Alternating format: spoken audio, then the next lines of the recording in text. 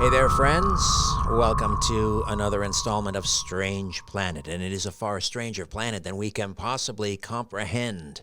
What if everything we've been told about our place in the universe is a carefully constructed deception? What if the so-called aliens visiting our skies aren't from another galaxy, but from another dimension? What if Earth itself is the center of an ancient, ongoing supernatural war? Derek Gilbert is a journalist, researcher, and author who spent years exposing the hidden forces shaping human history. His latest book, Destination Earth, co-authored by Donna Howell, Donna Howell and Ali Anderson, our good friends at Defender Publishing, really exposes the hidden forces shaping human history. And it challenges the mainstream narrative on UFOs, extraterrestrials, and the cosmic battle playing out behind the scenes of world events. He's the host of Skywatch TV and A View from the Bunker. Derek has delved into everything from biblical prophecy to secret societies, from transhumanism to the shadowy origins of the modern UFO phenomenon. And he's going to pull back the curtain on Destination Earth and reveal why the final conflict for control of this planet may be far closer than we think. Derek, welcome back to Strange Planet. How are you? It is an honor to come to your studio under the stairs from our studio in the back bedroom. Thank you for having me. You argue that Earth is essentially a cosmic battlefield in a supernatural war. What's the ultimate objective of this war, and how does humanity fit into it? The objective is Earth. Earth was given dominion, or rather humanity was given dominion over this planet. We read that in Genesis chapter 1, 2, 3.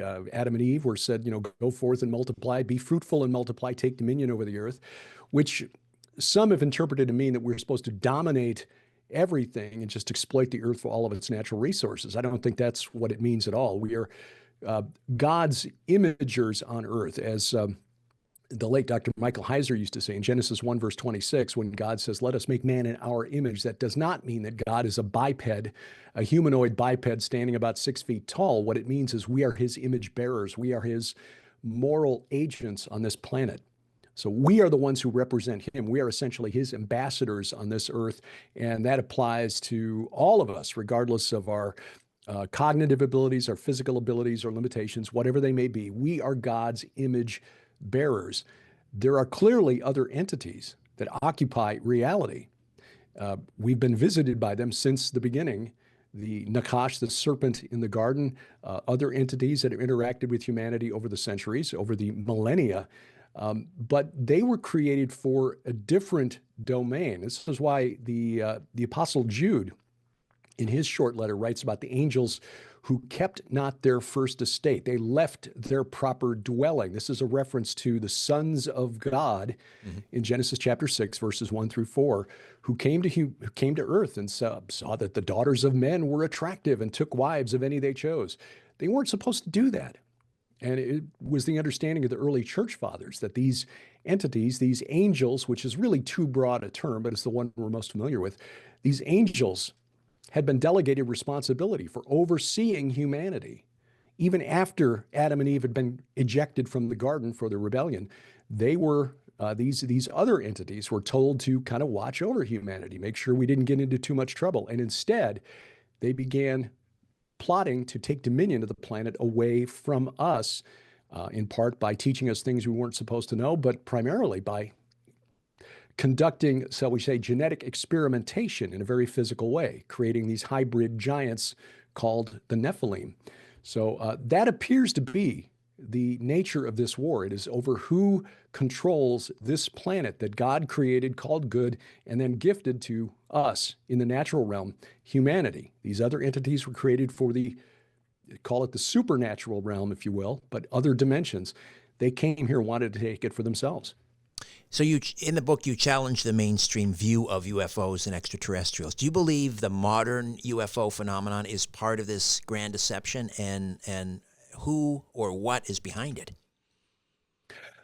Well, there are a couple of aspects to this. Not everything can be explained through natural means. Most of what are identified as UFOs or UAPs, I guess the cool kids call them these days, You and I are old enough to remember the old term. Hmm. The Many of those are just misidentified uh, commercial aircraft, military aircraft, astronomical phenomena. Oh, the planet Venus, the planet Jupiter, whatever.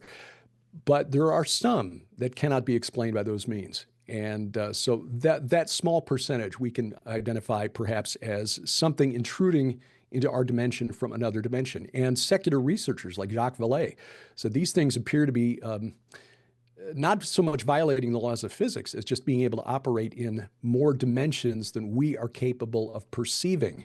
And physicists have been, working on the existence of additional dimensions. There's even the speculation that the dance of the honeybee, when a bee finds a new patch of flowers and goes back to the nest and does this very complex dance to tell the rest of the hive where to go, that it's actually dancing this out in more dimensions than we can actually see. Now, again, I can barely get my head. I got a C minus in college physics, so I barely get my head around this stuff. But this would explain why things appear to move into and out of our dimension. This could explain also some biblical accounts. For example, when an angel busts the apostle Peter out of prison, he appears to walk through doors or open them without any resistance. If you're moving in more dimensions, you can move through what appears to be a solid object. Okay, that appears to violate the laws of physics, but only if you're limited to 3 spatial dimensions. If you're operating in 4 or 10 or 11 or whatever, that may be no trouble at all. The other aspect of this that we need to separate from the UFO UAP phenomenon is the abductee contactee phenomenon. And this is definitely spiritual. And we argue in the book, Destination Earth, that is definitely the work of fallen angels and their demonic minions. Although many aspects of the alien abduction phenomenon or even UFO close encounters seem to have a real physical reality to them. Yeah. People Yeah. have scoop marks and scars and implants, or people see actual physical craft. How does that square with the supernatural or fallen angels, who we maybe through tradition we tend to associate as being in the spirit realm? Yeah. This is often a criticism or an objection raised by those who don't want to interpret Genesis chapter 6 as an actual physical event. Angels cannot mate with humans because they're spirit beings. All right, well, biblically speaking, we see that there are numerous accounts where angels interact physically with humans. Abraham met with 3 angels. One of them was the angel of the Lord, which is the pre-incarnate Jesus, but the other 2 who went on to the city of Sodom and interacted with Lot and his wife and his daughters and the citizens of Sodom. Abraham fed those 3 a meal. There was another angel who interacted physically with Gideon before his battle with the Midianites. Again, the angel who helped Peter break out of prison. There are other accounts of angelic beings interacting physically with humans. In fact, the book of Hebrews, the letter to the Hebrews, tells us that some have entertained angels unknowingly. Mm-hmm. They look just like us and apparently interact just like us. If they were, we had these big wings behind them and just sort of phased in and out of existence, I think we'd notice. Some of them may do that, however, to demonstrate power and command worship, which is something that we see in Scripture. Some of these sons of God, for example, in Psalm 82, are condemned for ruling or judging unjustly and being condemned to death. God, in fact, speaking through the psalmist Asaph, condemns these fallen angels. Though you are gods, all of you, sons of the Most High, like men you shall die and fall like any prince. So apparently, throughout history, they have been able to interact with us on a physical basis. So it's not surprising that some of the people who claim to have been contacted or abducted show physical evidence of these experiences. The ancient alien theory, or the ancient astronaut theory, if you will, that humans were planted here by an advanced alien race and from time to time interact to see, how we're progressing and so forth. This has become, as you point out in the book, I think you call it the ET gospel, this merging of the UFO ET religion with theology. Who's responsible for that? Where and when did that start?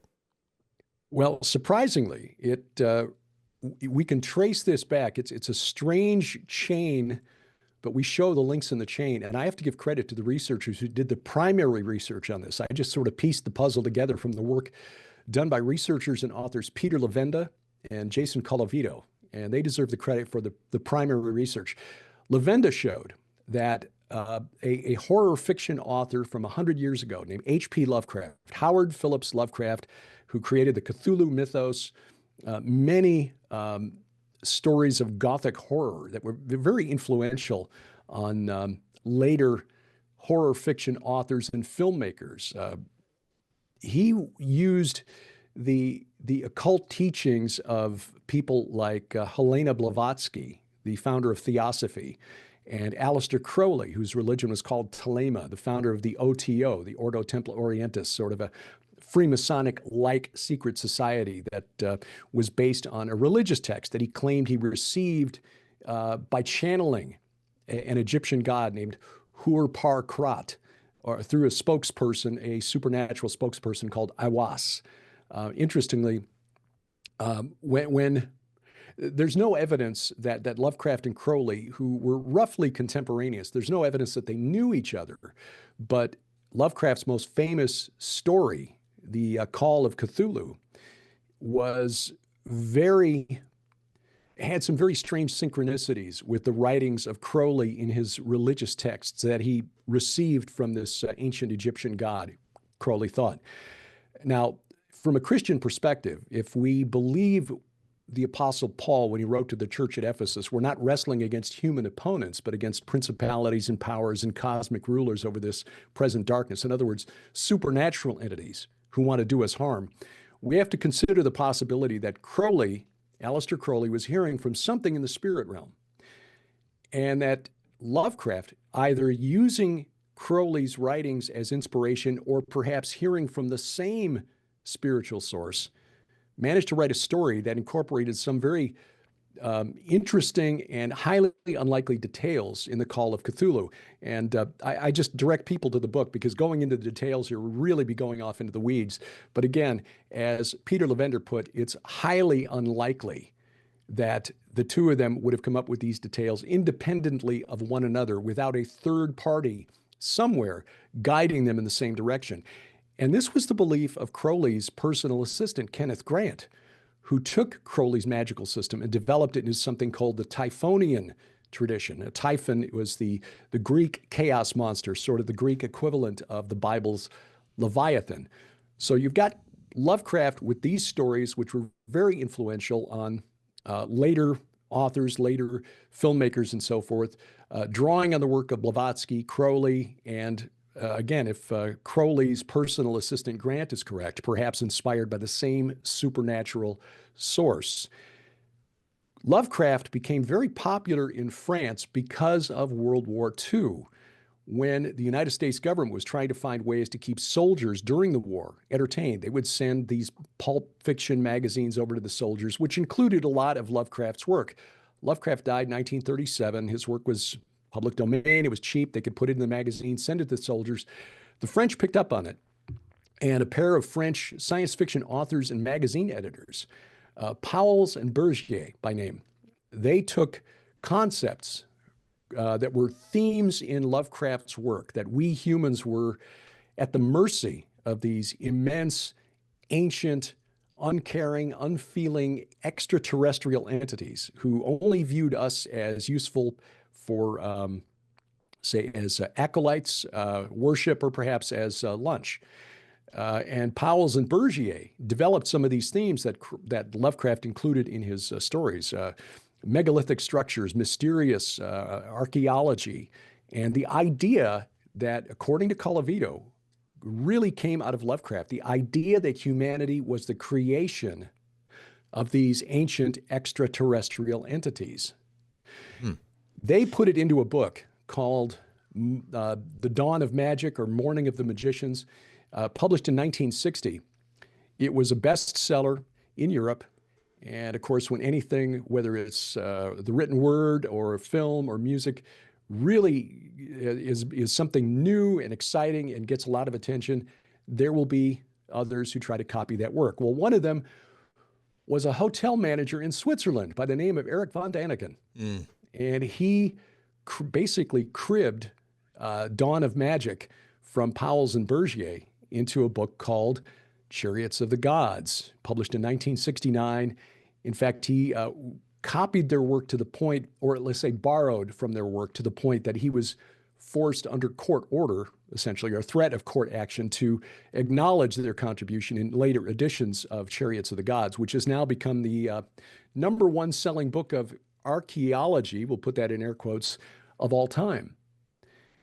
So you've got this direct chain of evidence connecting the occult teachings of Helena Blavatsky in the late 19th century, Aleister Crowley in the early 20th century, H.P. Lovecraft in his horror fiction, which inspired these science fiction authors to publish a book of pseudo-archaeology in 1960, which turned up as Chariots of the Gods, which resulted in a documentary film by Rod Serling, and this idea that humanity was created by extraterrestrials, which was then developed by Hollywood into the Stargate, the film with Kurt Russell, and then Stargate SG-1, which became the longest running science fiction series on television, basically taking this ancient aliens gospel, this idea that the gods of ancient Mesopotamia and the Norse, the Egyptians, the Hindus, the Maya, they were just all extraterrestrials.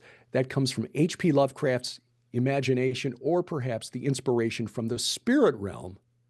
And again, based on the writings of Kenneth Grant, who was the successor to Aleister Crowley, it came from the spirit realm, Lovecraft and Crowley drawing from the same supernatural well. Getting back to Crowley for a moment, one of his devotees was Jack Parsons, who is the self-taught rocket scientist who started the Jet Propulsion Laboratory, and the JP actually, I guess, stands for Jack Parsons. And according to the legend, Jack Parsons went out into the desert and was using one of Crowley's rituals, I think the Babylon working ritual, right, trying to reach into the spiritual dimensions that were described by Crowley. And again, according to the legend, opened up this portal, was then killed in an explosion, perhaps before he had an opportunity to close that portal, and whatever came through perhaps launched the UFO flap beginning in 1947, the modern UFO phenomenon beginning in 47. What do you think of that legend, and do you think there's a connection there between Jack Parsons, Crowley, and the modern day UFO phenomenon?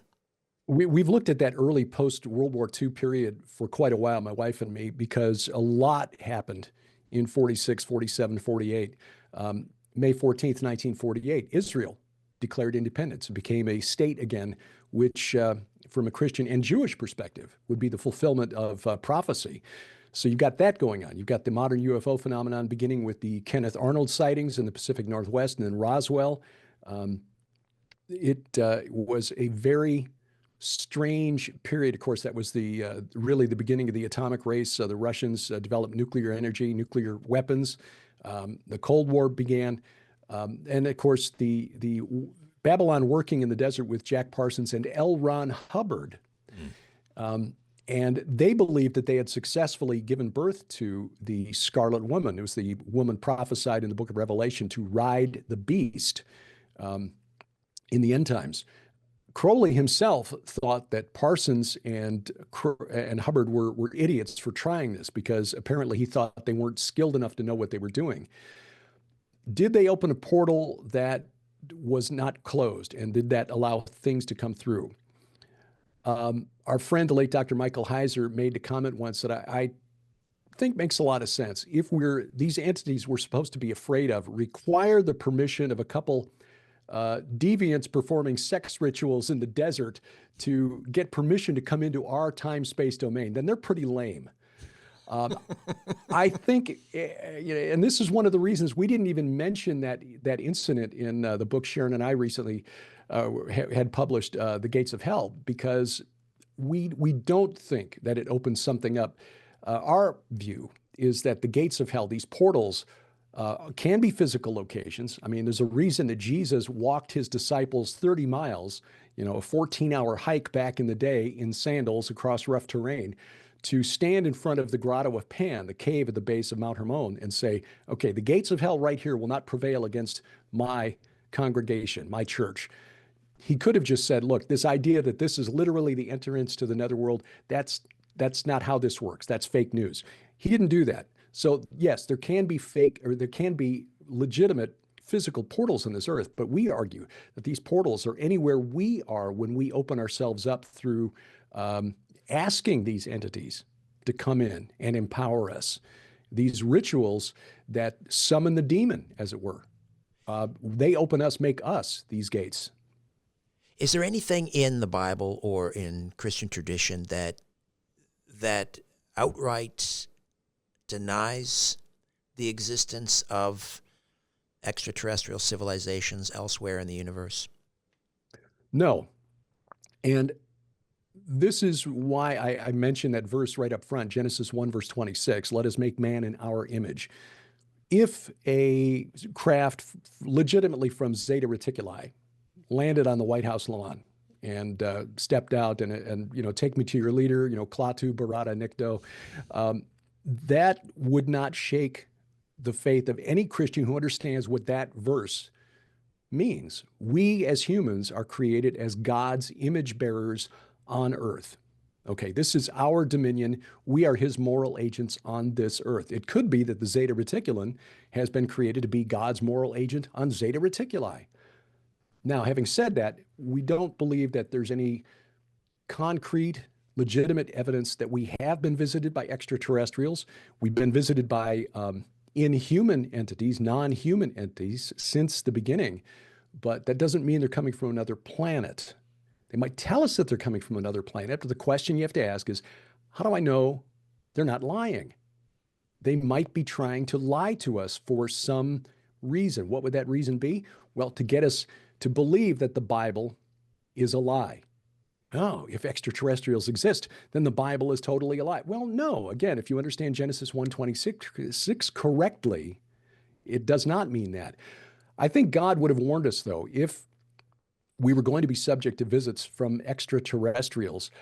I suspect he would have said, see that you be not deceived in the last days when spacecraft or purporting to be from Zeta Reticuli land on, I think he would have warned us about this, because that's kind of an important thing to leave out, an important detail. Mm-hmm. But I think this is why there are those who want to believe in that, because if you believe in that, if you accept that as your reality, then the responsibility for dealing with the message of the Bible is removed from your shoulders. You don't have to worry about it. That is the appeal of what we call the ET gospel. It promises salvation without having to change your behavior. And according to the ET gospel, again, Jesus was an alien, an astronaut. God is an alien.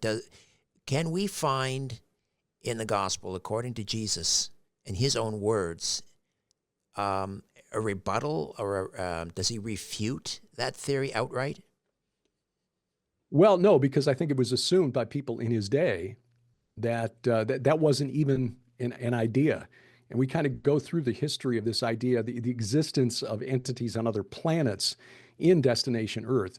There are some thoughts, perhaps, by the ancient Greek philosophers that this might be a thing, but it was not a widely held belief, certainly not by the Jews of Jesus' day.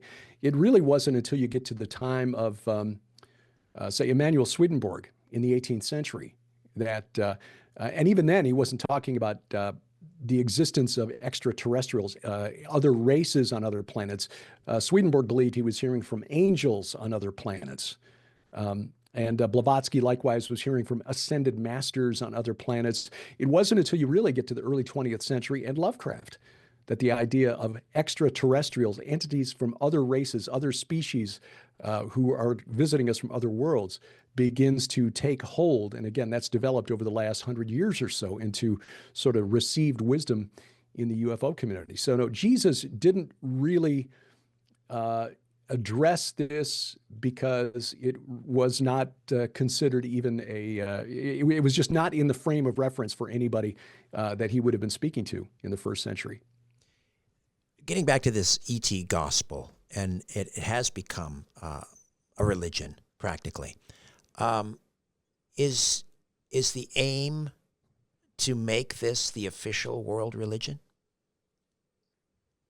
I don't know if it is intended to be the one world religion, because I think a lot of people would find it just a little bit too far out there, unless a really compelling case can be made, like a craft lands, at the United Nations or something. But it is one of many that is intended as a universalist sort of religion. All paths lead to salvation. Again, the appeal of this particular religion is that it does not require any change in behavior, change in worldview. You can be saved. It addresses the three big questions that we humans have wrestled with really since the beginning of time. Where do we come from? Why are we here? Or who are we? And what happens to us when we die? You can pair this up to some degree with the transhumanist movement, where we shall be as gods, to borrow a phrase from the serpent in the garden.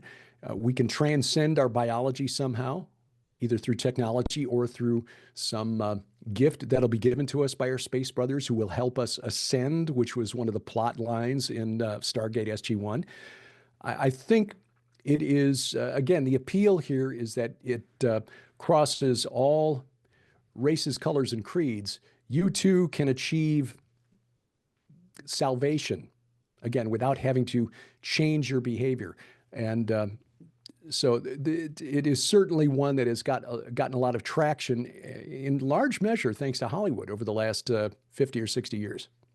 So you mentioned the transhumanist movement is trying to merge man with machine, aiming for immortality, and then with the UFO ET issue.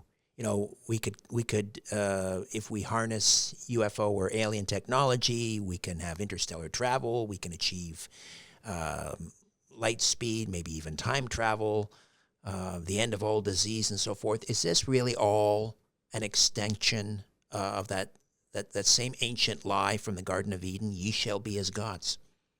Yeah, I think so. And again, that's one of the appeals of this particular movement. If we can be shown or be convinced that the gods of the ancient world were simply space travelers with better technology, then if we can develop that technology or be gifted that technology, then we too can be as gods.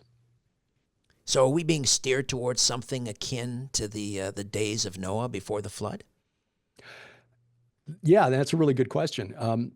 Because in the days of Noah, these hybrid giants were part of the problem. That was why God sent the flood. It's not explicit in the Bible, but it is in the extra biblical text called the Book of First Enoch, which was written about the 4th century BC, at least that section, the first 36 chapters, called the Book of the Watchers, which explains in detail the sin of these sons of God from Genesis 6 and why God was compelled to send this flood to wipe out these entities, and why Noah and his family were preserved. According to Genesis chapter 6, it was because he was perfect in his generations, which implies that his bloodline had not been corrupted by this incursion of these supernatural entities. But in the book of First Enoch, it's not just that they were commingling with humanity, but they were also sinning against the birds and the beasts and the animals, which, okay, again, what does that mean exactly? Not quite sure, but God found it necessary to essentially wipe the slate clean. Today, we are performing experiments in laboratories around the world to mingle animal DNA with human DNA. And we're told that it's for medical purposes. We need to see if we can create, say, a pig heart that can be transplanted into a human without the risk of rejection and things like that. But there are those who want to do this in order to enhance us and our abilities. Hey, I'd like to run as fast as a cheetah. I'd like to be able to jump as high as, whatever. I mean, I think if these scientists are successful, and I don't think they will be, because the design of DNA, the design of the human genome, is a lot more complicated than these scientists want to admit. But if they were able to do this, we might see a future, say, Olympic Games, one for enhanced humans and one for unenhanced humans. there have been any number of science fiction stories, films, short stories, novels that explore these ideas. And of course, most of us just look at these, okay, it's an entertaining story. But there are some people out there who really want to make that our future. If people want to see what this might look like in reality, I suggest the Netflix series Altered Carbon. Now, if you're a parent with kids, please don't watch this with them in the room because there's some very explicit scenes, lots of language, but it does show what might happen if we humans manage to upgrade ourselves to the point where death is no longer a real threat. In other words, if there's no consequences to bad behavior, what might humanity look like at that point? And it is not pretty. It's not heaven on earth. It's really hell on earth. Governments, the United States government, global elites, they seem increasingly obsessed with space travel, whether we're talking about Mars colonization or interstellar ambitions. Do you think this is just scientific curiosity, or is it part of a larger agenda connected to the themes in your book, Destination Earth? Honestly, I don't know. I think there are scientists who are legitimately curious about what we would find out there and whether it would be possible to put colonies on other planets, asteroids. I just finished rewatching one of the best science fiction series ever produced out there called The Expanse, which is available on Amazon Prime. Again, language, if you got kids, you might want to consider that.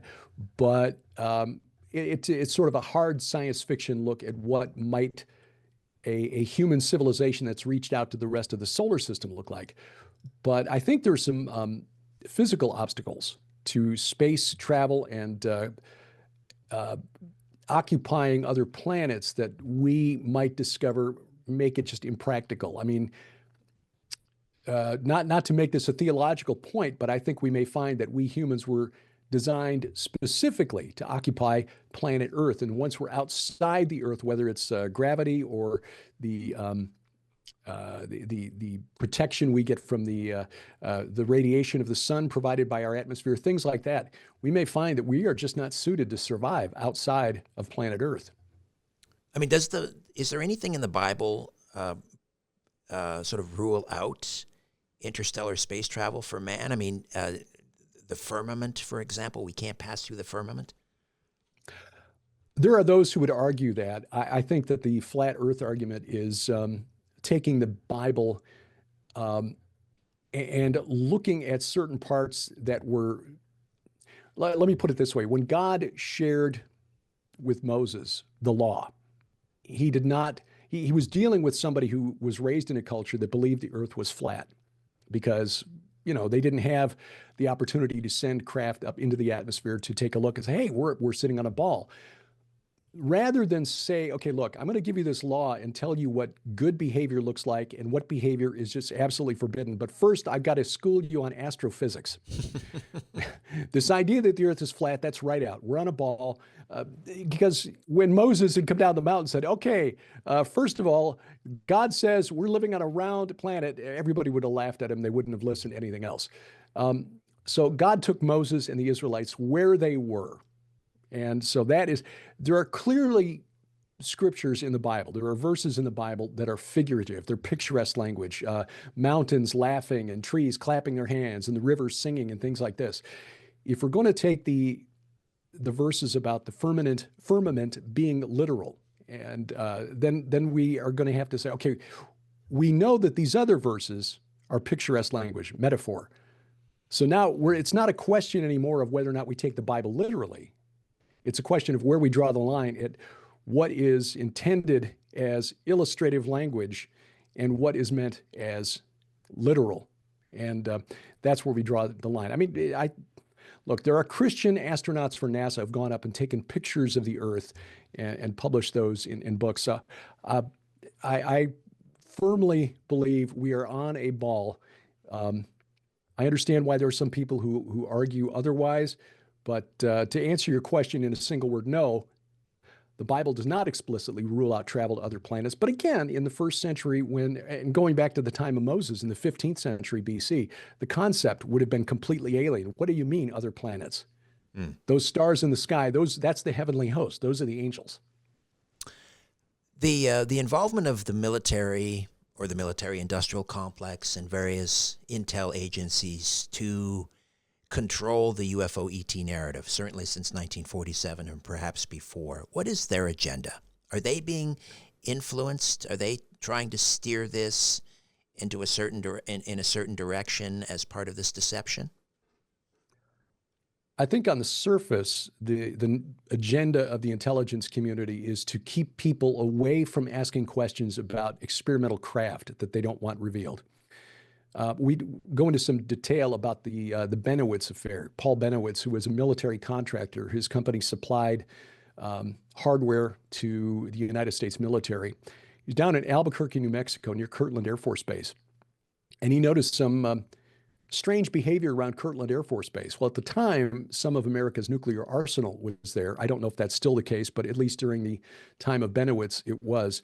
And when the military noticed that Benowitz, who was a brilliant man, was asking uncomfortable questions about things the Pentagon didn't want the Russians or the Chinese or anybody else to know about, they detailed an author, William Moore, and Richard Doty, who was with the Air Force Intelligence, to start dropping breadcrumbs, little bits of information and hints that, hey, there's an alien base in northern New Mexico, to get him looking in the other direction. Benowitz was one who was inclined to believe that something was going on with those strange lights in the sky that perhaps was extraterrestrial. And so they used that to draw him in the other direction. They convinced him that there was an underground base at Dulce, New Mexico, which this has now become a matter of faith, I guess, amongst the UFO community. But again, Jacques Vallée, a secular researcher, mathematician by training, asked a really important question of people like Linda Moulton Howe. Okay, you're telling me there's a city the size of Manhattan, a base the size of Manhattan underneath the desert in New Mexico. Who takes out the trash? And they were like, what? And we cite the section of Vallée's book because I didn't want to be accused of paraphrasing what he said or changing his message. He pointed out that if there was something that big with that many people and that many entities working underneath the desert, you would find evidence that water was being used, that power was being used, that heat was being generated, that trash was being generated and somehow taken out. And yet, even though he pointed out these very logical objections to this, they just want to believe, like Fox Mulder in the X-Files. So Benowitz was used to create this bit of mythology. It eventually drove Benowitz crazy because if anyone who's watched the entire series of the X-Files would know, as Sharon and I have, the plot was infuriating because they would change on you. Okay, first Mulder's sister had been abducted, and then she wasn't abducted, and then she was abducted. It's like, okay, where are we going with all this? This is what Paul Benowitz went through. Just when he thought he was getting to the answer, suddenly something new would pop up and it would send him in a different direction. He eventually wound up being institutionalized. He went mad. We have this recent surge of UFO sightings, sort of intermingled with drone sightings and so forth, and we have all of these government disclosures and congressional hearings now about UFOs. And meanwhile, in the Bible, it speaks of, the prince of the power of the air. Mm-hmm. Where is this going? Are these disclosures and these sightings, are they paving the way for a supernatural deception to align with biblical prophecy? That's entirely possible. We can only speculate because the Bible's not explicit on that. I think, again, in part, it's the intelligence community, the military, wanting to control the narrative. Maybe they're working on projects that they don't want us to know about. And so they would rather have us believe that these craft are extraterrestrial rather than a new, say, sixth generation fighter that we're getting ready to unveil. But it is possible too that this is a deception that is leading to a false appearance, a fabrication of the second coming. Project Bluebeam is one that has been talked about for many, many years. Again, we don't know because we're just like Paul Benowitz, just giving little crumbs of information, which I think is intended to distract us from the reality that's in front of us. And as a Christian, I look at the reality, which is in 1 Corinthians chapter 15, where Paul wrote to the church at Corinth to say, hey, look, you really need to believe that this Jesus of Nazareth literally came back from the dead. And he was witnessed first by the 12 apostles and then by 500, many of whom are still awake. Why would he write this 20 years after the fact? Because that was such a key point in the Christian faith that he said, it was essentially saying to the church at Corinth, if you don't believe me about this resurrection thing, which is a pretty unbelievable claim, send somebody to Jerusalem and ask around, because there are still eyewitnesses who will confirm that this thing actually happened. So we as Christians, focus on that, focus on this as real, and that will help us discern when these other false claims are made. And again, remembering Genesis 1:26, doesn't matter whether something claiming to be from outer space lands on the White House lawn. It does not change our status as God's image bearers, his standard bearers on planet Earth. Why aren't churches addressing this issue, the UFOs? People are seeing something. The church, by and large, sort of is embarrassed maybe to talk about it. They dismiss the existence of UFOs. If these UFOs are part of this deception, and we are both the pawns and the prize in this cosmic battle, why isn't the church addressing this issue head on? That's a really good way of putting it, the pawns and the prize. I like that. I talked with L.A. Marzulli about this years ago. He offered to the churches in and around the Stephenville flap years ago, where unidentified craft were spotted by multiple witnesses in Texas. And I forget what year this was. It's almost 20 years ago now, I think. Yeah, 2003, I think it was George Bush, and not too far from his ranch in Stephenville, Texas. And this was people described this thing as being the size of a box store, like a Walmart, just silently hovering above the ground. So there was definitely something that was witnessed, just like the 2004 USS Nimitz incident, the Tic Tac. Something was literally seen. So there's no dismissing it. But L.A., who has been talking about this for years, offered to go on his own dime down there to Texas and explain, okay, look, here is a biblical analysis. We can present some plausible answers to the questions raised by this thing, and not a single church took him up on it.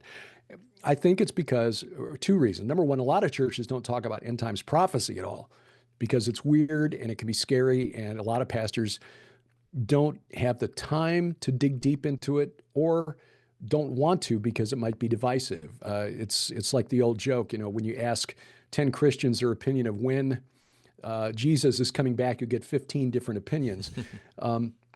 So pastors don't want to get into that because it can be divisive, it can be scary, it can be, Secondly, is that it's considered fringe and woo for that reason. We're not going to talk about what's happening in the future. So what role this might play in that is just irrelevant to us. We're not going to deal with it. It's woo, it's crazy, it's fringe. And that's really tragic because a lot of people who are seeing these things will go to a spiritual advisor, pastor, priest, whatever, and just to be dismissed and say, well, maybe you'd be happier at the church down the road. There are plenty of people out there who are happy to give answers, and many of them are coming from the New Age movement. Yes, these are our space brothers who are here to help us ascend, to take the next step in human evolution. We in the church have to stop being afraid to address some of the strange aspects of life on planet Earth, whether it's the UFO phenomenon or what do we make of, say, these claims coming from beneath the Giza Plateau or Göbekli Tepe, the world's oldest temple. How was humanity able to move these stones before they even invented the wheel? Things like that. Look, we serve a God who created everything. Why are we ashamed or afraid to address these issues? We shouldn't be, because there are people who will seek those answers outside the church. Do you draw a connection or maybe a straight line between the resurgence in UFO sightings and, let's say, what's going on culturally here on Earth? Whether we're talking about certain sexual perversions or just depravity in general, violence and so forth. I mean, Jonathan Cahn wrote a book, Return of the Gods. That's what he's talking Yeah. about, this connection. What do you think? Yeah, and we were happy that Jonathan did that because it's the kind of thing that Sharon and I and Tom Horn, Mike Heiser, L.A. Marzulli have been writing and talking about for 20 years. So, and Jonathan's going to reach a whole nother audience that we're not going to touch. So we were very happy that he did that. Yeah, I think there is a connection here. And that's one of the reasons Donna and Allie in the sections that they wrote dealt specifically with what Christians today believe. And in fact, they've dealt with this in some of their previous works as well. We Christians here in the United States have a very unbiblical worldview. George Barna at Arizona Christian University has been surveying American Christians about what we believe for decades now. And especially since COVID, the number of Christians or the percentage of Christians in America with what he defines as a biblical worldview, which means holding to 6 key points of Christian doctrine, things like Jesus was born of a virgin, he lived a sinless life, he literally rose from the dead, Satan is a literal entity and not just a concept or a force, things like that. Christianity 101, the percentage of Americans as a whole who have a biblical worldview has dropped from like 9% back in 2017 when I started looking into this UFO phenomenon to 4% in the most recent survey.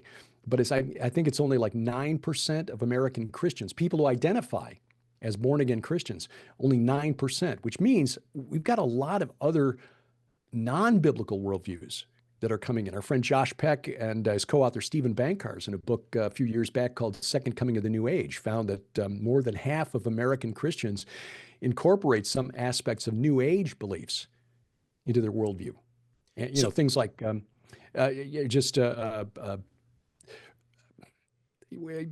just aspects that are incompatible with biblical Christianity. So I think when you start falling away from the biblical worldview, you start seeing these other behaviors becoming more and more acceptable. Yeah, I call it a la carte religion. Yeah. What do you say to these Christians or others who believe these ideas we've been discussing are just mythology or allegory? How do you convince them?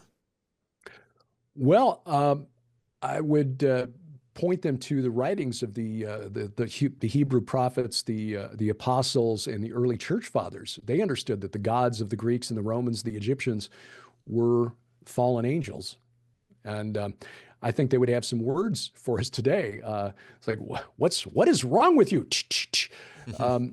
We're not trying to come up with new and exciting ways to read the Bible to make it more exciting just so we can sell some books. What we're trying to do is say to people, hey, look, the Bible is pretty spectacular on its own. When you start digging into it and understand that a lot of what was written by the prophets and apostles was in response to what their neighbors believed and the entities that they followed. When Paul was writing about people following doctrines of demons, he was being literal. He didn't mean this is just a way of insulting what the pagans believed. He meant, no, they're literally worshiping demons who were manifesting and whispering in ears of their priests and acolytes and followers.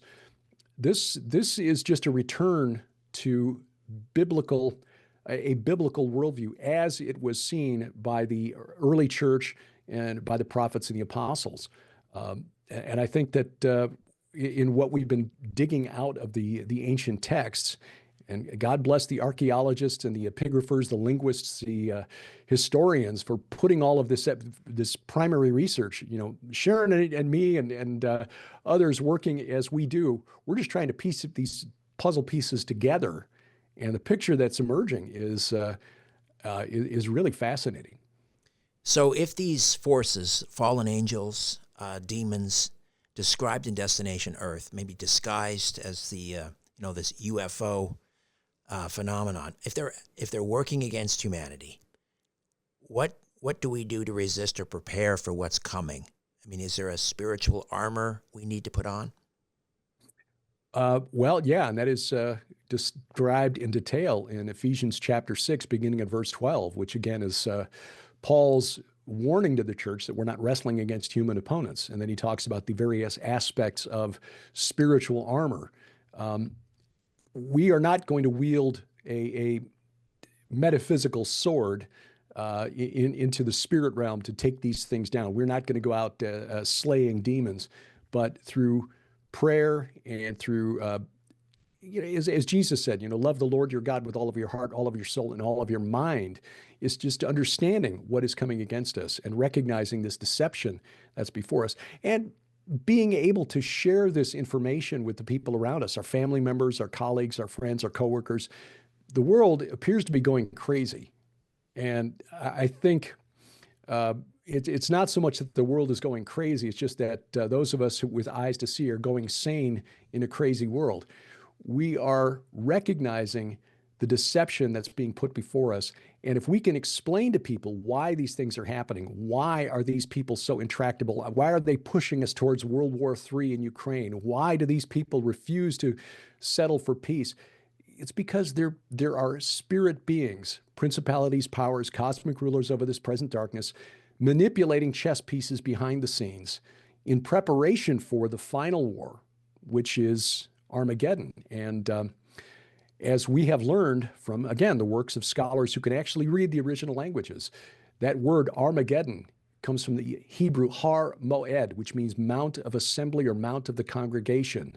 And in the context of the Bible, that would be Zion. That is the mountain that God decreed where he would dwell forever. And regardless of what you think about the government of Israel or Benjamin Netanyahu or whatever, that's why that piece of ground, the Temple Mount, that 35 acres, has become such a bone of contention over the last 75 years, what has been throughout history, but especially since Israel became a nation in 1948, especially since 1967 when they captured it in the Six-Day War, why that piece of ground is central to this conflict. I mean, Israel's the size of New Jersey. Why is there so much world effort, attention, anger, fighting, bloodshed over that little piece of ground? It's because that's the location of the Har Moed.